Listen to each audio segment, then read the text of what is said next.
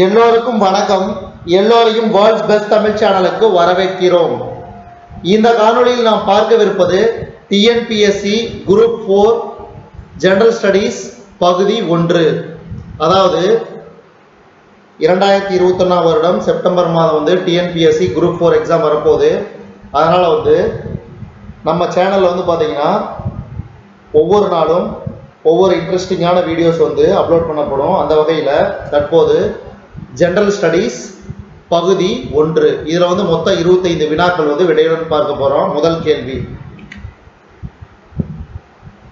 ஒளி உமிழ் டயோடில் உமிழப்படும் ஒளியின் நிறம் டேஸ் சார்ந்தது. ஒளி உமிழ் டயோடில் உமிழப்படும் ஒளியின் நிறம் டேஸ் சார்ந்தது. இதுக்கு சரியான விடை குறைக்கடத்தி பொருளின் வகையை சார்ந்தது. அடுத்தது இரண்டாவது கேள்வி, அகுவா டார்டிஸ் என்றழைக்கப்படுவது எது? அகுவா டார்டிஸ் என்றழைக்கப்படுவது எது? இதுக்கு சரியான விடை HNO3 நைட்ரிக் அமிலம். நைட்ரிக் அமிலம். அடுத்தது மூன்றாவது கேள்வி, பூச்சி உண்ணும் தாவரங்கள் டேஸ் பற்றாக்குறைவினால் புரதத்தை தயாரிக்க முடிவதில்லை. பூச்சி உண்ணும் தாவரங்கள் டேஸ் பற்றாக்குறைவினால் புரதத்தை தயாரிக்க முடிவதில்லை. இதுக்கு சரியான விடை நைட்ரஜன். அடுத்தது நான்காவது கேள்வி, ஒரு மூலக்கூறு குளுக்கோஸ் முழுமையான ஆக்சிஜனேற்றத்தின் போது வெளிப்படுத்தும் ஆற்றலின் அளவு. ஒரு மூலக்கூறு குளுக்கோஸ் முழுமையான ஆக்சிஜனேற்றத்தின் போது வெளிப்படுத்தும் ஆற்றலின் அளவு. சரியான விடை 2900 கிலோ ஜூல். 2900 kilo joule. அடுத்தது ஐந்தாவது கேள்வி, சூரிய பனித்துளி தாவரம் என்று அழைக்கப்படுவது. சூரிய பனித்துளி தாவரம் என்று அழைக்கப்படுவது ட்ரஸீரா. ட்ரஸீரா. அடுத்தது ஆறாவது கேள்வி, இந்திய ரூபாயின் குறியீடாக, அதாவது இந்த குறியீடை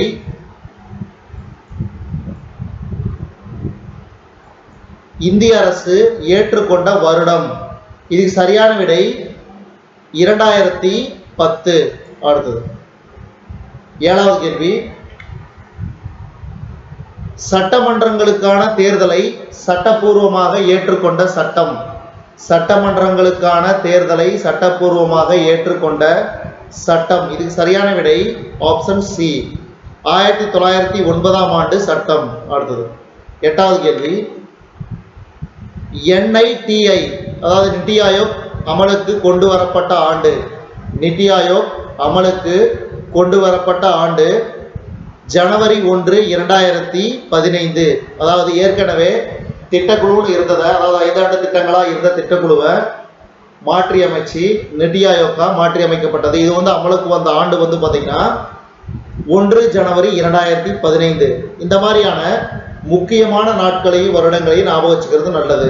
அடுத்தது ஒன்பதாவது கேள்வி, கீழ்கண்டவற்றில் எந்த புதிய 4 உறுப்புகள் தனிம அட்டவணையில் 2011 இணைக்கப்பட்டது? இதுக்கு சரியான விடை ஆப்ஷன் சி 113, 115, 117 மற்றும் 118. அடுத்தது பத்தாவது கேள்வி, அஜந்தா ஓவியங்களின் தாக்கத்தை பெற்றுள்ள சிகிரியா ஓவியங்கள் உள்ள இடம். அஜந்தா ஓவியங்களின் தாக்கத்தை பெற்றுள்ள சிகிரியா ஓவியங்கள் உள்ள இடம். இதுக்கு சரியான விடை இலங்கை. அடுத்தது 11வது கேள்வி,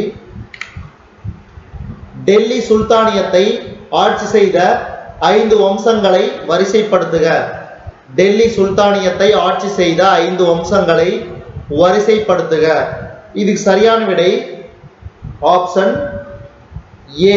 முதல்ல பார்த்தீங்கன்னா அடிமை, அடுத்து கில்ஜி வம்சம், அடுத்தது துக்ளக், 4வது சையத், கடைசியா லோடி வம்சம். அடுத்தது 12வது கேள்வி, பாமினி அரசை நிறுவியவர் யார்? பாமினி அரசை நிறுவியவர் யார்? இதுக்கு சரியான விடை ஆப்ஷன் டி அலாவுதீன் பாமன்சா. அலாவுதீன் பாமன்சா. அடுத்தது 13வது கேள்வி.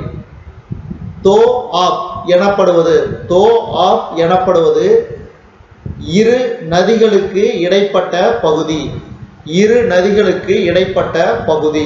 அடுத்தது 14வது கேள்வி.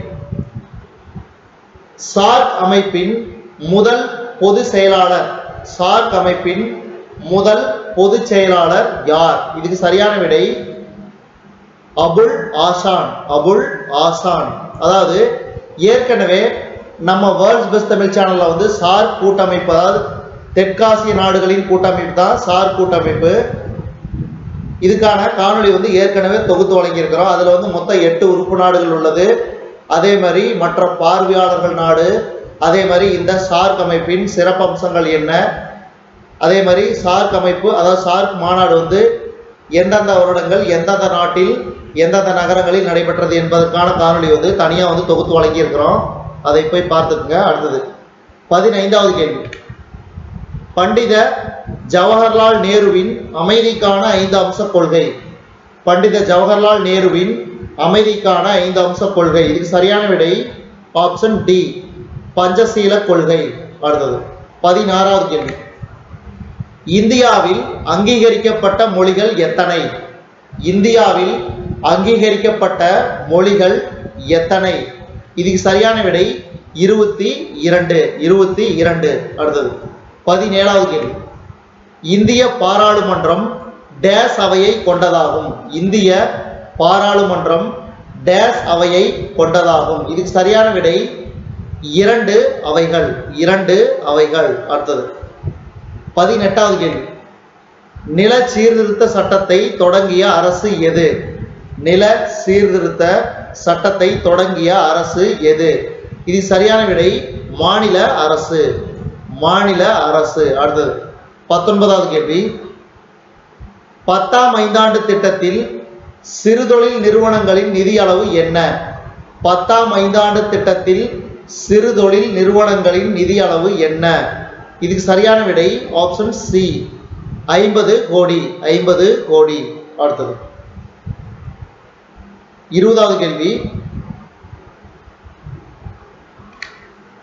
1857ஆம் ஆண்டு கழகத்துக்கு உடனடி காரணம், 1857ஆம் ஆண்டு கழகத்துக்கு உடனடி காரணம். இதுக்கு சரியான விடை கொழுப்பு தடவிய தோட்டாக்கள், கொழுப்பு தடவிய தோட்டாக்கள். அடுத்த 21வது கேள்வி. நாட்டு மொழி செய்தித்தாள் சட்டத்தை ரத்து செய்து இந்திய மக்களிடையே பெரும்புகழ் பெற்றவர் யார்? இது சரியான விடை ஆப்ஷன் பி, ரிப்பன் பிரபு. அடுத்தது 22வது கேள்வி.